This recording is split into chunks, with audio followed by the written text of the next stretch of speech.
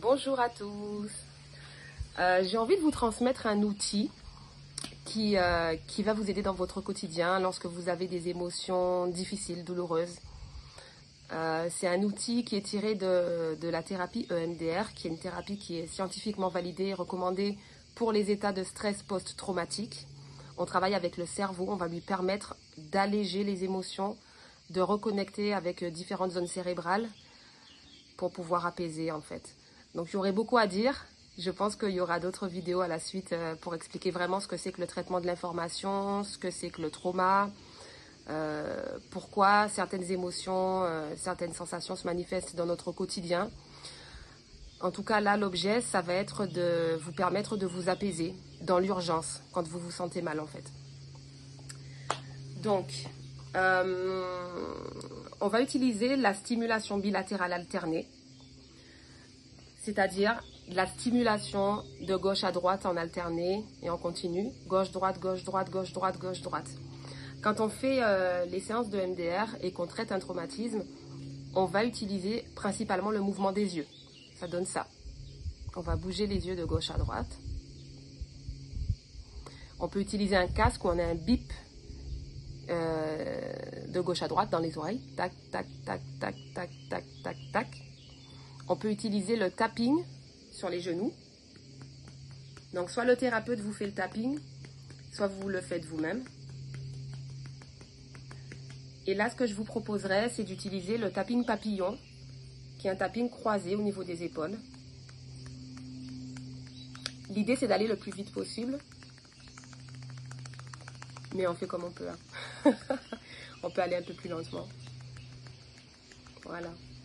Quand donc vous vivez une situation dans votre quotidien qui vous fait vous sentir mal, première étape, se dire que cette situation ne vient que révéler quelque chose d'antérieur qui n'est pas complètement réglé pour vous. Ça peut être difficile de se dire ça sur le moment, hein, quand on n'est pas bien. Un tel m'a fait quelque chose, telle chose m'est arrivée, j'ai pas de chance. Bon, mais gardez quand même dans un coin de la tête l'idée que peut-être cette situation n'est que le révélateur de souffrance, de trauma, de mauvaises croyances vous concernant, etc. Bon, deuxième étape, identifier l'émotion. Est-ce que vous ressentez de la tristesse, de la peur, de la colère, du dégoût, de la honte, etc. De l'insécurité, essayez d'identifier ce que vous ressentez. Troisième étape, observez ce qui se passe dans votre corps. Est-ce que vous avez la gorge serrée? Est-ce que vous avez une douleur au ventre? Est-ce que vous avez mal à la tête? Est-ce que vous avez une oppression au niveau de la poitrine? Maintenant, il va s'agir d'enlever la situation ou la personne concernée et d'attraper uniquement les sensations et les émotions. Oubliez ce qui s'est passé, oubliez la personne qui vous embête. Pensez à ce que vous ressentez comme émotion et à ce que vous ressentez dans votre corps. On va se focaliser vraiment là-dessus. Permettez à votre cerveau de se focaliser sur les émotions et les sensations corporelles. Une fois que c'est fait, que vous avez vraiment identifié tout ça et que vous le ressentez vraiment, autorisez-vous à accueillir en fait ce sentiment, cette émotion, ces sensations corporelles et activez donc cette stimulation. Voilà, en observant ce qui se passe pour vous. Et là, c'est vraiment physiologique, hein. Ça doit bouger. Ça doit bouger. Donc la sensation physique, elle doit bouger, se déplacer, elle peut s'amplifier. C'est normal si elle s'amplifie. N'arrêtez surtout pas l'exercice quand ça s'amplifie, hein. Laissez que ça s'amplifie, observez les émotions. Vous pouvez très bien démarrer avec de la colère et à un moment donné, la colère s'apaise et vous vous rendez compte que c'est de la tristesse qui se cache derrière. Donc vous observez cette tristesse. Voilà, autorisez-vous à pleurer s'il y a des larmes qui arrivent. Si vous avez des pensées qui arrivent, essayez de recentrer sur le corps et l'émotion. Là, on ne veut pas qu'il y ait de stimulation de la pensée, parce que là, on serait plus sur une thérapie. Il faut être accompagné pour ça. Ça peut être dangereux d'activer des pensées, de commencer à traiter des informations comme ça seul. Donc, on reste vraiment centré sur le corps et les émotions. Si vous avez une pensée, tac, vous ramenez au corps, vous vous recentrez sur le corps.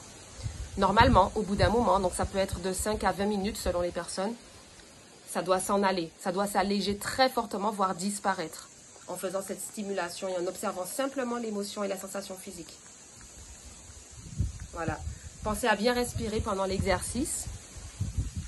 Et le top du top, ça serait vraiment qu'à la fin de l'exercice, vous puissiez éventuellement posez une affirmation positive. Une fois que vous vous sentez bien, libéré, posez une affirmation qui serait par exemple « je n'y suis pour rien », qui serait je suis en sécurité », qui serait « je peux me sentir bien », ne serait-ce que « je peux me sentir bien ». Je peux me sentir bien, par exemple. Voilà, une affirmation qui vous vienne à l'esprit et qui colle avec le nouveau ressenti. Voilà, j'espère que cet exercice vous plaira. N'hésitez pas à me faire des commentaires, j'ai bien envie de savoir comment vous vous l'appropriez et les résultats que ça a sur vous. N'hésitez pas à me poser toutes vos questions et je répondrai. À bientôt!